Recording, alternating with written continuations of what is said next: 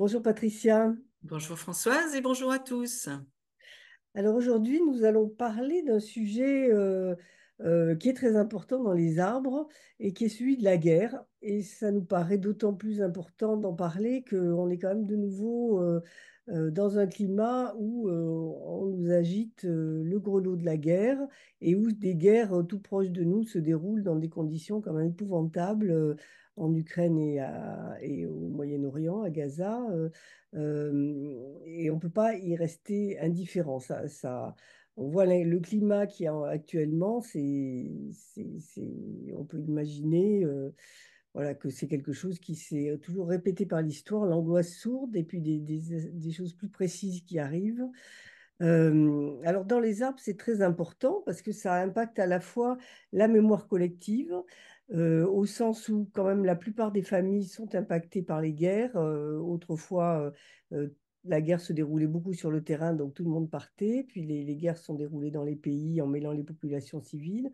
Donc, tout le monde est impacté par ce climat et la plupart des familles sont impactées parce qu'elles ont des fils, des frères, des pères, des grands-pères qui sont directement impliqués dans la guerre. Et de temps en temps, tout de même, il y a un arbre où les gens y échappent en termes familial, soit parce que les gens étaient trop jeunes, soit parce qu'ils étaient trop vieux, soit parce qu'on ne sait pas ce qui s'est passé. Et dans ce cas-là, c'est quand même une particularité qui mérite qu'on investigue et qu'on se demande ce qui s'est passé. Alors, on s'est un peu réparti la tâche avec Patricia. Je vais plus parler du côté collectif et elle va plus parler du côté individuel. Et on va essayer de mener notre jeu de ping-pong comme ça. Alors, dans le côté collectif, en fait, les guerres, c'est un trauma majeur. Euh, Ça remonte assez loin. On peut voir que quand même dans les arbres, bon, déjà, on peut être encore très impacté par la Révolution française, par les guerres napoléoniennes. Ensuite, il y a une longue période de tranquillité, mais ça reprend avec la guerre de 70 qui finalement, à part les Alsaciens, qui a fait que l'Alsace est devenue allemande et qui a justifié la guerre suivante pour reprendre l'Alsace et la Lorraine. Finalement, ça a été une guerre courte avec peu de morts, qui a eu assez peu de dégâts collatéraux, mis à part sur certaines villes comme Paris. Ça a généré la commune, ça a généré des grosses transformations urbaines pour que les canons puissent passer, alors que jusque-là, ils n'étaient pas passés. Mais on arrive à la guerre de 70, qui est vraiment le gros morceau, celui qui fait encore sentir ses déflagrations aujourd'hui, et que la guerre de, et que les, l'impact a été si fort qu'il a fallu 4 ans de commémoration pour fêter le centenaire, pour commencer à apaiser les choses. Et ça n'est qu'un début. Il y a des aspects qui ont été passés totalement sous silence. C'est par exemple les prisonniers de guerre, qui a été un phénomène très important de la guerre de 14, avec beaucoup plus d'un million de prisonniers de guerre. Et au point que ça a constitué un deuxième front, ça a été la naissance de l'opinion publique. Et depuis, les histoires de prisonniers de guerre n'ont cessé de grandir. Aujourd'hui, les prisonniers de guerre, les déplacés, c'est un thème majeur qui impacte aussi nos sociétés. Mais voilà, la guerre de 14, c'est quand même une boucherie épouvantable qui met fin à une certaine innocence où on a une confiance dans la guerre, dans les valeurs martiales de la guerre, du masculin de la guerre. Il y a beaucoup de littérature là-dessus et les hommes partent la fleur au fusil et ils sont absolument pas préparés et c'est épouvantable. Et l'état-major n'est non plus pas préparé à ce qui se passe. C'est une guerre moderne tout d'un coup dans une société d'ancien régime. Donc après, ce qu'on voit souvent, c'est que les pères qui ont fait la guerre engendrent des fils qui vont se retrouver face à une guerre.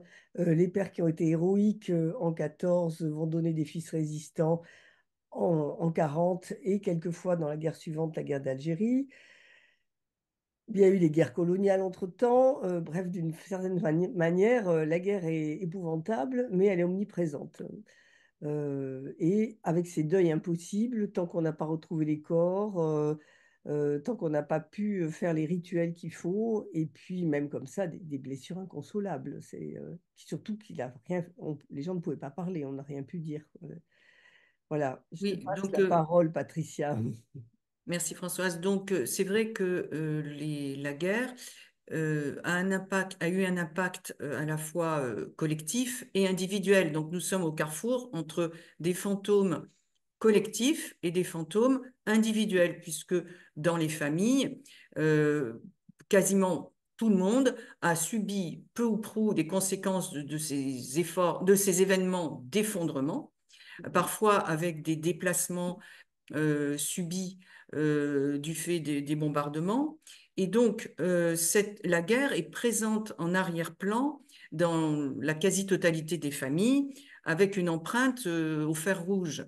Alors, il y avait les hommes qui partaient, qui subissaient donc de premier chef une sorte enfin, une violence physique et quelque part un viol de leur intégrité physique. Ils revenaient souvent cassés psychologiquement, physiquement et avec des comportements parfois déviants liés au trauma, c'est-à-dire on a trouvé des ancêtres, des hommes qui revenaient en devenant abuseurs et violents, avec une libido complètement démesurée, liée au cortisol, en fait, à l'hormone de stress qui les avait inondés, en fait. Après, il y avait les femmes qui devaient survivre et parfois avec des comportements, la nécessité à l'extrême de se prostituer. Il y avait les enfants qui se retrouvaient en fait privés de leur enfance. On a même connu des petits combattants de l'arrière en 14 parce qu'il manquait de chair à canon. Et parfois, donc, le lieu d'habitation donc, de la famille, le foyer était aussi impacté, parfois brûlé, parfois sous les bombardements. Donc, ce trauma collectif a impacté individuellement chacun, a nécessité un changement de place aussi, donc avec parfois des effets positifs, parce que les guerres permettent de rebattre les cartes, donc ça a quand même un effet, malgré tout, une conséquence positive, mais nous sommes donc, nous, aujourd'hui, les héritiers de toutes ces guerres et on va retrouver donc dans nos vies des conséquences qui sont nombreuses. Alors, Françoise, moi, ce que je remarque, il y a deux grandes voies, c'est la voie somatique et puis la voie du passage à l'acte. Alors, j'ai deux exemples classiques à donner. Anne Ancelin Schuzenberger a parlé d'un cas assez connu baptisé Camille. Donc Camille avait des problèmes de toux récurrentes alors qu'elle venait de se mettre en couple. Et après recherche et enquête de l'arbre, Anne Ancelin s'est rendu compte que son grand-père était dans un sous-marin avec le grand-père de son conjoint, ce qui est assez incroyable, et son grand-père était asthmatique, et le grand-père du conjoint était un héros de guerre, mais qui n'a pas été reconnu comme tel. Donc ça tout permettait de remettre à jour, remettre en lumière ces mémoires de guerre qui étaient enterrées. Oui, ça, Et j'ai un autre exemple. je peux Pardon, intervenir. C'est vrai que vas-y. l'histoire des affections pulmonaires, euh, ça renvoie vraiment beaucoup à la guerre de 14 avec les gaz. D'ailleurs, tu te mets à tousser au moment où tu parles de Non, mais ça. c'est en ce moment, j'ai un chat dans la Oui, gorge. Alors ça, c'est d'accord, mais c'est amusant. signifiant que j'ai depuis un moment. Quel est ce chat qui passe? Voilà, Oui, je rends la exa- parole. Mm, exactement. Et puis après, il y a les passages à l'acte. On a un reporter de guerre qui s'appelle Nallet et qui disait qu'il se sentait obligé de partir sur des champs de mm, guerre très, très dangereux. Et en fait, il s'est rendu compte, après enquête de son arbre, que sa mère avait été amoureuse d'un officier, d'un jeune sergent qui était décédé à la guerre d'Algérie. mm. Et donc là, elle n'avait pas supporté, elle n'avait pas dépassé ce deuil. Et du coup, lui, il le revivait en se mettant en danger sur les champs. Voilà. Donc Oui, voilà, on a des conséquences, mais je ouais. suppose que tu en vois aussi dans ta pratique. Ouais, moi, dans ma pratique, voilà, on commence à poser les choses et puis on monte l'arbre. Et puis quand il se dit déjà beaucoup de choses, mais quand on arrive aux arrière-grands-parents ou aux arrière-arrière-grands-parents, parce que quand même, nous, notre génération, c'était celle de Patricia et de moi, c'est les arrière-grands-parents, mais les gens qu'on reçoit, ça commence à être plus vieux et donc c'est un petit peu moins actif, mais c'est vrai tout de suite, voilà, quand on arrive à la strate de la guerre de 14, je regarde, je questionne et souvent les gens vont chercher les dossiers militaires. Mais puis, dans les aspects effectivement sociétaux, où ça rebat les cartes, comme tu dis, où les gens changent de place, où les femmes ont été obligées de prendre la place des hommes qui étaient partis, et donc ont acquis une indépendance qu'elles n'ont pas rendue ensuite. Il y a aussi des choses importantes, des découvertes scientifiques qui se font dans le cadre militaire, mais qui ensuite reviennent. Mais ce dont je voulais parler, c'est ces théories ces thérapies de traitement des traumatismes. Pendant très longtemps, on n'a pas tenu compte des traumatismes. Freud l'a ignoré, c'était Ferenczi qui a commencé à en parler, et puis il a été comment dire, désavoué par Freud et il est mort rapidement.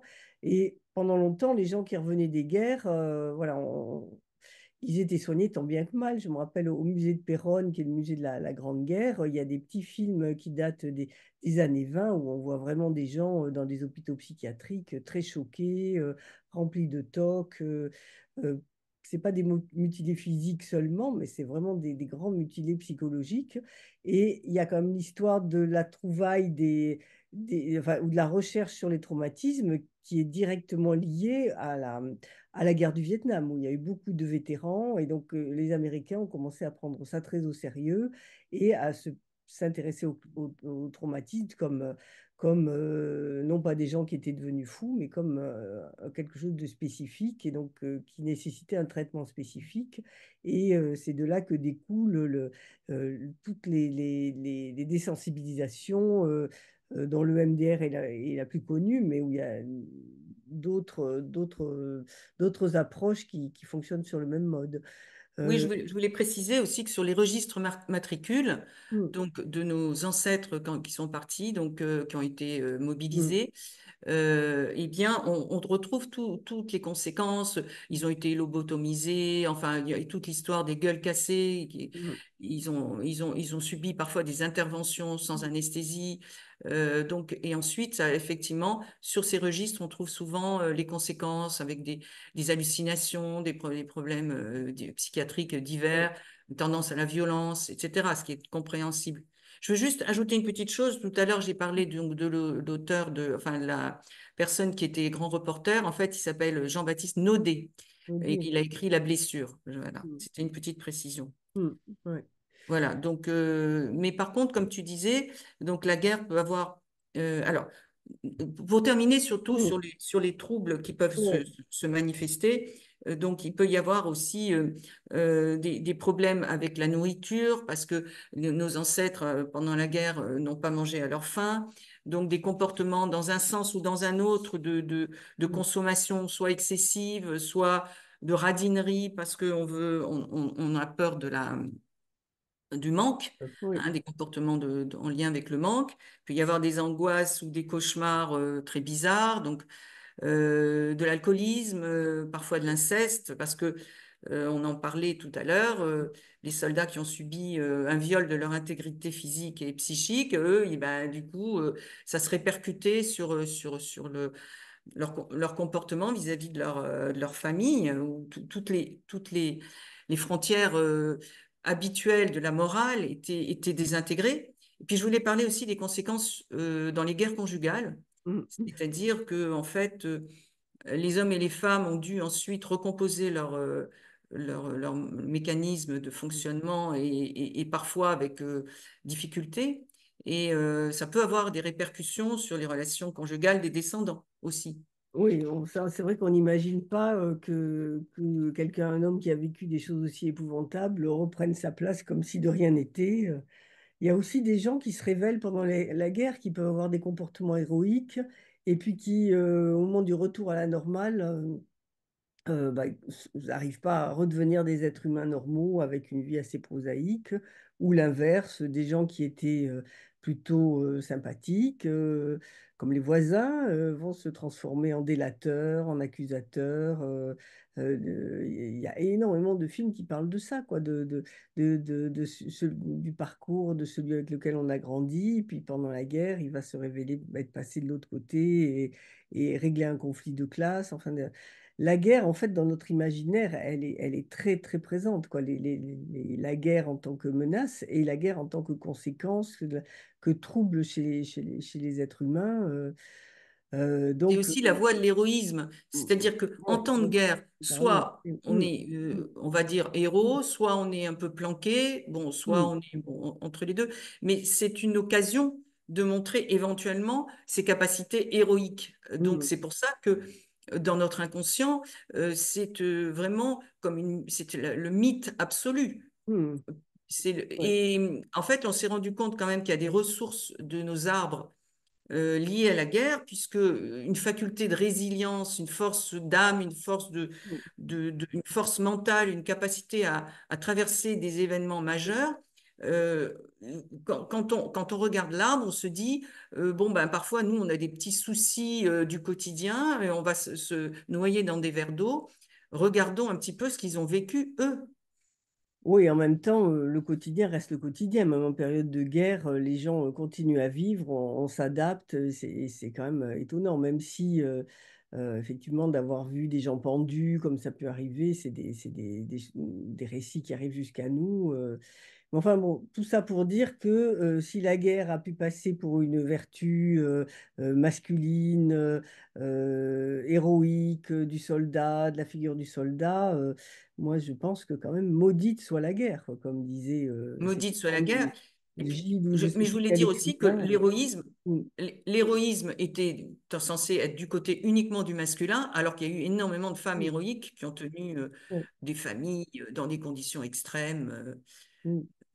Ça, c'est Et une après, petite on se histoire. demande si la guerre est toujours nécessaire. Il y a toujours l'histoire de Daladier qui a signé des accords de paix en 1936, qui est revenu traiter de manière héroïque. Et l'histoire maintenant dit que en fait, ça a permis à l'Allemagne de se réarmer et qu'il aurait mieux valu faire la guerre à l'Allemagne quelques années plus tôt. Ça aurait pas engendré des conséquences. Mais bon, quand même, moi je pense que si on peut éviter une guerre, c'est mieux.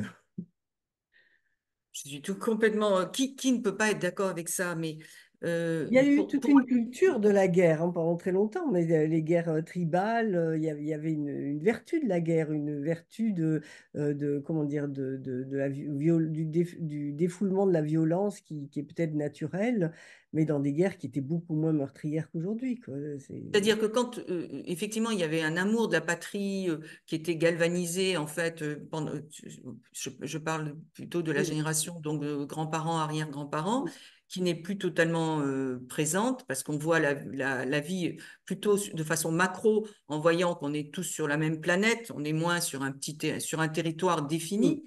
Mais en fait, pour retrouver la paix, il faut déjà trouver la paix hein, intérieurement. Donc c'est là, je pense qu'on est justement au carrefour entre les fantômes individuels et collectifs.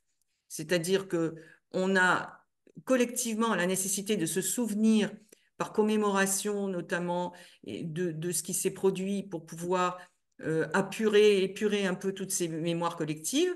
Au plan individuel, on a l'obligation, je pense, d'aller retrouver les mémoires souffrantes, d'aller contextualiser, d'aller essayer de libérer ces mémoires d'hommes ou d'hommes et de femmes qui ont été oubliés. Il faut les honorer. Et ça, c'est le job habituel du transgé. mm. Donc, en fait, en faisant du transgé, on contribue même de façon colibri, on va dire, tout petitement, à instiller un petit peu de paix, j'espère. Ouais, moi, je pense qu'on est un peu plus que des colibris, même si on a l'audience du colibri pour le moment. Voilà, donc en fait, toutes ces mémoires de guerre, elles ont Mm, tendance à vouloir se réémerger mm, parce qu'elles ont impacté un monde, mm. enfin, la quasi-totalité Oui. des êtres Mm, humains. Au plan collectif, il est important donc d'apporter du soin à toutes ces personnes qui ont subi mm, ces guerres-là, mm, en s'en souvenant déjà. Par exemple, mm, il y a un certain nombre de rituels par rapport à la Shoah. Peut-être les Arméniens, par contre, les Arméniens, eux, n'ont pas été l'objet d'une reconnaissance internationale mm, comme là, ça l'a été pour certains génocides.